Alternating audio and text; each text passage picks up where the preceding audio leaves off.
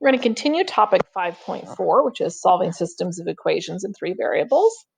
And so we're looking at this equation. I believe it's your turn 5. And I am noticing that I don't have any variables in any of the columns that are exactly the same but with opposite signs. So that means I'm going to have to multiply on all of them. So I'm going to have to choose a variable to eliminate.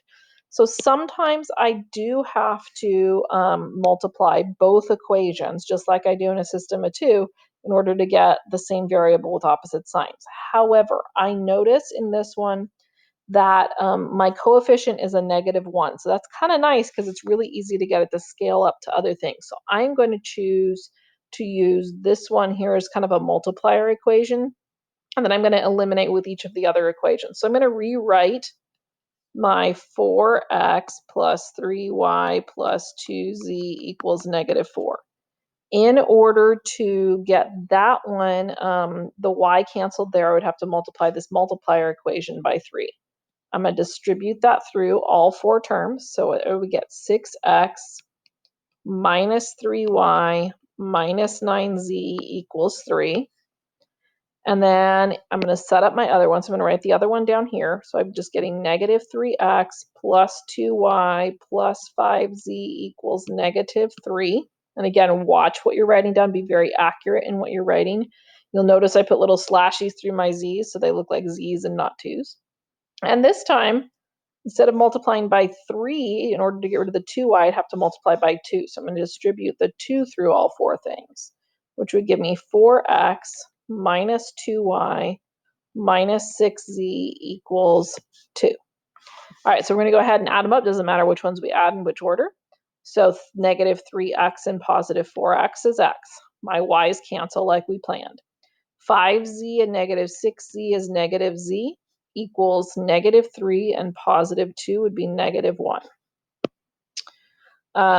4x plus 6x is 10x. The y's cancel like we planned. 2z minus 9z is -7z equals -4 and +3, which would be -1. It doesn't matter what we eliminate here. I think I'm going to choose to eliminate the x. So that means I'm going to have to multiply this one by, it's not changing colors on me. Come on, change, there it goes. I'm going to multiply this one by -10. So that would mean, I'm just going to write it underneath this blue one here. So -10x plus 10z plus 10, or equals +10. I don't have to write the plus part. Come on. Erase. There we go. All right, so we're going to go ahead and add these guys up. The 10s cancel like we planned. -7z and 10z is 3z.